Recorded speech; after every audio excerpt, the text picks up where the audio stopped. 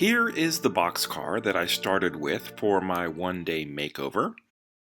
I decided to keep the Toy Fair 1994 graphics to the right of the sliding door and cover up the left side with a new decal. I designed a graphic for that side in the style of the 1977-1978 Mickey Mouse Express that Lionel offered. I love the look of my new decals, but even before I started, I had concerns. The white inkjet decal paper is very thin.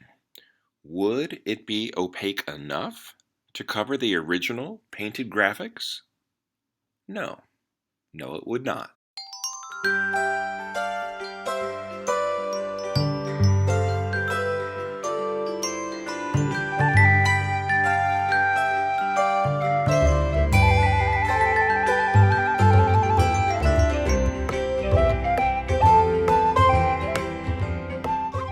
You can clearly see the old image through my new decal, so I'll have to remove it and start over. Technically, though, this will still be a one-day project. The only part that really slows things down is the drying time for the spray paint. The clear matte finish on the decals dries in about 2 hours, and a flat white spray paint on the car should be about the same.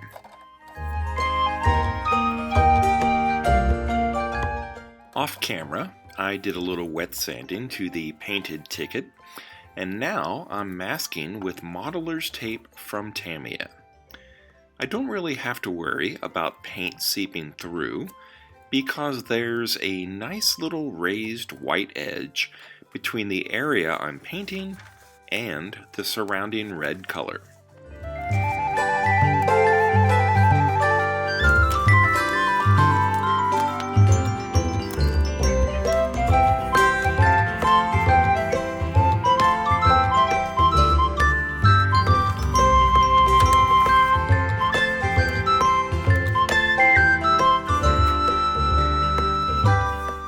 Repainting this small area is pretty easy.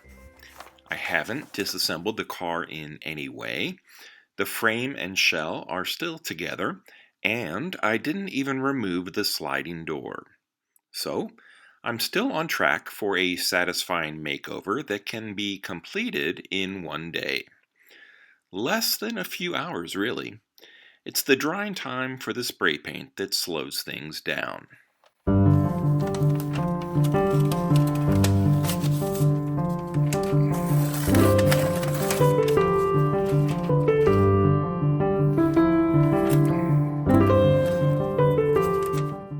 The paint is still pretty wet here, so it's risky to remove the tape this soon. But I've found that you end up with less of a raised line between colors if you carefully remove it earlier. Some time has gone by, and the paint has dried to a flat finish that matches the other areas pretty well. My decal on the other side had a background that was dark enough to cover the old graphic, and my new decal should look crisp and sharp over the fresh paint.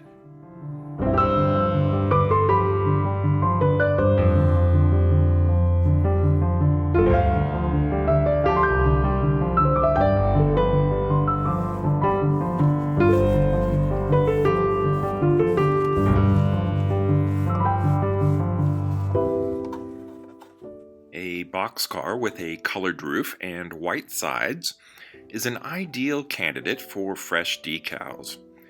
I looked around online to see what the average selling price might be. eBay had a few, and Trains.com did also. Several for about $24, and then the one I bought for $8.41. I don't know why mine was cheaper. The box showed a little wear, but the car inside was perfect. If you're thinking about making a custom train, this would be an ideal project. You can achieve nice results in a very short time, and that can be very satisfying.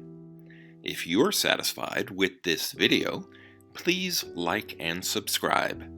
Thanks for watching, and until next time, this has been Bob's Workshop. Take care.